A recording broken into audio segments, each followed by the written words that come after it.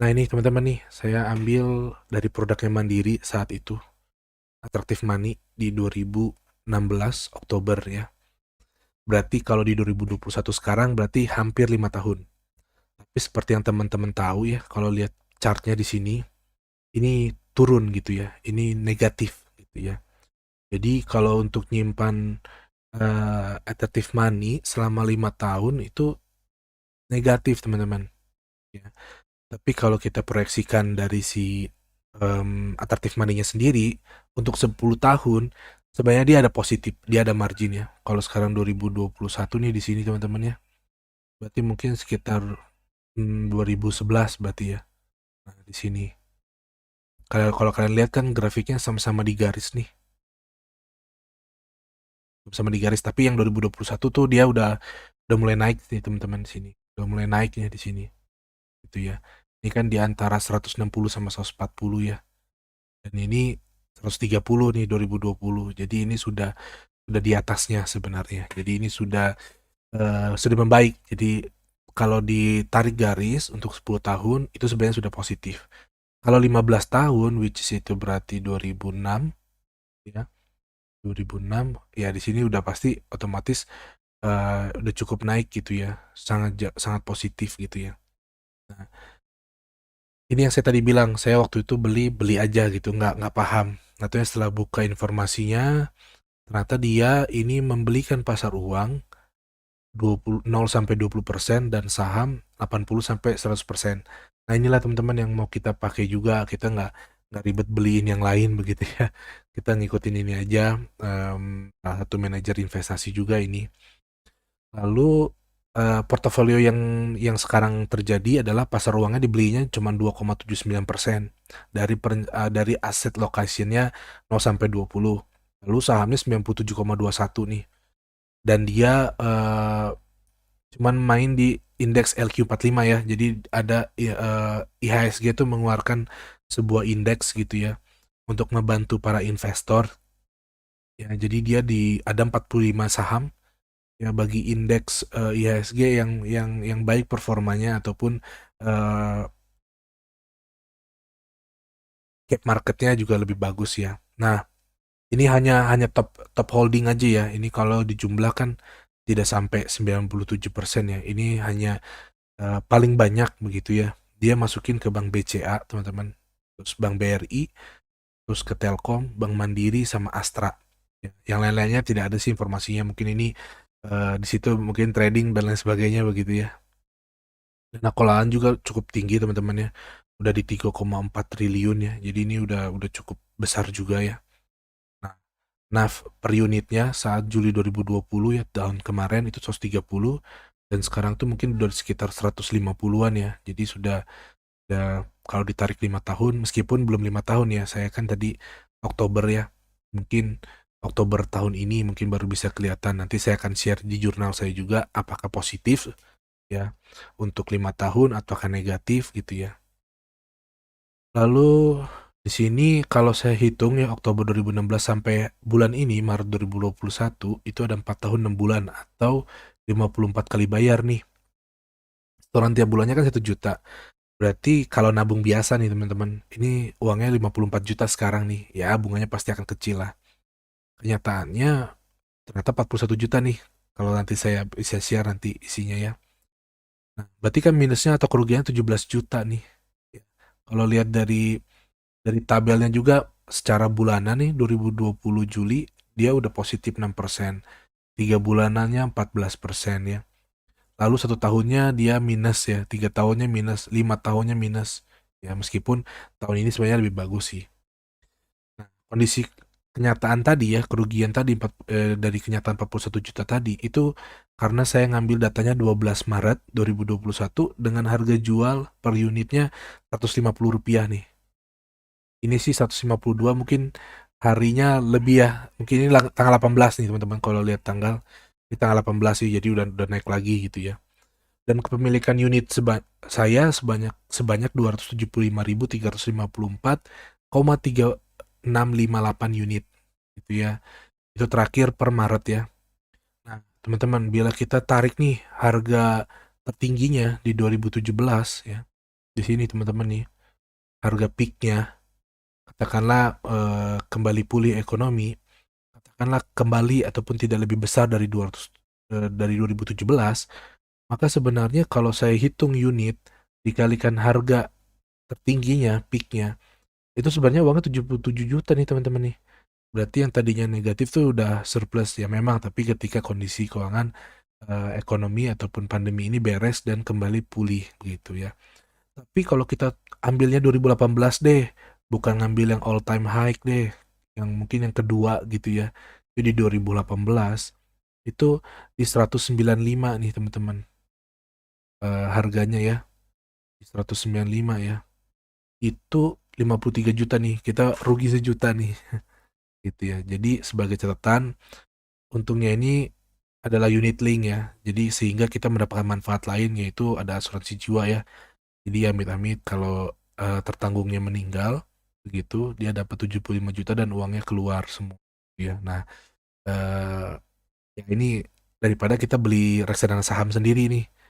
Kalau kita minus ya minus gitu ya. Kalau nggak bertumbuh dan lain sebagainya, ya kita nggak dapat apa manfaat yang lain-lain nggak dapat nih teman-teman.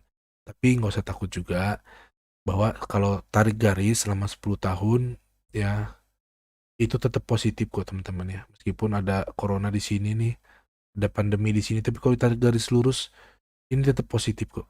Ya. Tinggal kita tunggu aja sampai balik lagi ke harga yang normal, otomatis investing kita jadi jauh lebih baik. Dan bahkan ketika kita membeli di harga-harga diskon itu otomatis kita jadi lebih lebih banyak kepemilikan unitnya ya. Ini saya akan share juga hasil report ini kan data publik ya, data publik ya yang bisa kalian ambil dari mana-mana gitu, dari Google juga bisa gitu ya. Nah, ini teman-teman nih contoh laporan transaksinya. Ya per 12 Desember 2020 nih 38 juta nih. Januari juga jadinya 42, padahal kan selisih sebulan berarti saya cuma masukin sejuta kan, harusnya mungkin 39 tapi naik jadi 42 karena harganya membaik nih teman-teman. Kalau lihat 150 ke 160 ya. Lalu per Februari kemarin turun nih jadi 151 lagi. Ya, karena memang waktu itu saham juga turun.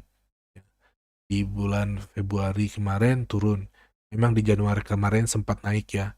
Mungkin kalau orang-orang saham taunya mungkin kayak ya Januari efek gitu ya. Jadi efek dari awal tahun semua pakar keuangan, semua pakar ekonomi pada memproyeksikan positif gitu ya, apa ya mendorong orang untuk berinvestasi di saham sehingga harganya naik. Tapi begitu udah Februari, beberapa laporan keuangan perusahaan keluar, ada pasti turun, ada juga yang minus, otomatis itu buat keluar lagi gitu orang-orang yang di saham. Jadi 41 juta, padahal di sini saya masukin sejuta juga ya, berarti cukup turun gitu ya. Lalu per Maret kemarin nih 150 juga gitu ya. Jadi tidak jauh berbeda gitu ya. Tetap turun. Nah, ini contoh transaksinya juga ternyata hmm, nggak sama nih. Ada yang 11 sama 12 gitu ya tanggal tanggal transaksinya. Ada yang 10, 15 nih. Jadi memang ada juga sampai bulan setelahnya tanggal 9. Jadi karena ini diserahkan ke manajer investasi, jadi memang manajer investasi itulah secara internal mereka membuat ya perencanaan ya kapan harus beli dan lain sebagainya gitu ya. Cuman di sini ternyata ada beberapa biaya ya, ada biaya admin, nah terus ada biaya asuransi, ini biaya asuransi, lalu ada biaya atas premi. Nah tiga ini teman-teman nih yang ada ini minus ya, ini pengurangan. Dimana inilah biaya untuk saya bisa dapatkan fasilitas asuransi jiwa tadi yang 75 juta. Memang tidak mahal sih kalau dihitung mungkin sekitar 60 ribuan ya. Tapi sayangnya dia eh, menggunakan ada yang menggunakan saham harga harga harga jualnya yang murah ya. Beda satu hari nih 160 dan besoknya udah 169 teman-teman nih. Jadi mengurangi unit saya lumayan banyak ya. Dan ketika saya beli itu ya premi dasar dan top upnya sebesar 1 juta tadi ya, ternyata nih teman-teman harga yang digunakannya yang harga tinggi 169 gitu. Sehingga unit saya jadi lebih dikit gitu dibelinya, tapi di sini ditariknya lebih besar meskipun jumlahnya hanya 35.000. Tapi ya itulah mungkin yang saya lihat bahwa, ya kekurangannya begitu ya. Ini juga sama, ini tanggal 10 ya, 15 ya. Di sini selalu ya pas harga mereka ngambil uang atau saya ambil, saya beli unit selalu lebih tinggi daripada mereka mengambil gitu ya. Ini 151, ini 160, beda Rp9, ini 160, ini 169, beda ada margin jual dan belinya Rp9 gitu. Jadi ya otomatis unit saya lebih keluar lebih banyak gitu ya. Contoh ini tadi 124, di sini 130 ya, lebih banyak keambil gitu ya. Ini 72, ini 76, lebih besar ada 4 unitan keambil gitu karena harga yang lebih lebih murah begitu ya. Nah, lalu gimana nih? Saya mau pakainya reksadana saham atau ambil asuransi yang unit link? Ini ada beberapa kelebihan dan kekurangannya. Tapi saya mau share dulu kekurangannya yang asuransi unit link ya. Itu ada biaya admin, asuransi, premi karena ya of course karena kalian karena saya bisa dapat menikmati gitu ya nantinya uang pertanggungan jiwanya gitu ya. Itu ngambilnya Rp67.687,59 per bulan. Biaya di atas itu mengambil porsi unit. Di mana dan anehnya gitu ya, selalu saat harga lebih murah. Sehingga unit kita jadi berkurang lebih banyak. Nah, itu yang saya rasa itu kekurangan sih. Lalu tanggal pembelian atau transaksi ditentukan sama manajer investasi. Kalau beli harga tinggi ya rugi gitu ya. Kalau mereka ngambil uang di harga rendah ya rugi karena unit yang keluar lebih banyak. Untuk dapat tetap mendapatkan benefit asuransi jiwa ada di klausanya kalau nggak salah tuh saldo unit ditahan tuh harus sebesar 5 juta. Jadi 5 juta nggak bisa diambil nih teman-teman. Tapi ada kelebihannya ya. Kelebihannya kita tadi ya ada benefit asuransi jiwa. Of course tadi kekurangannya ngebayar ya kelebihannya dapat 75 juta eh, apa uang pertanggungan gitu ya. Lalu juga mendapat benefit yang sama seperti reksadana saham ya, yaitu kalau naik ya otomatis kita juga pertumbuhannya naik. Lalu seperti reksadana saham juga, dana kita dikelola manajer investasi yang memang lebih paham kondisi harga market dari sebuah saham. Jadi kalau teman-teman nggak mengerti saham, saya mau nabung aja, pilih reksadana saham gitu ya. Nanti mungkin di jurnal saya akan juga sharekan reksadana saham mana yang ya cukup oke lah.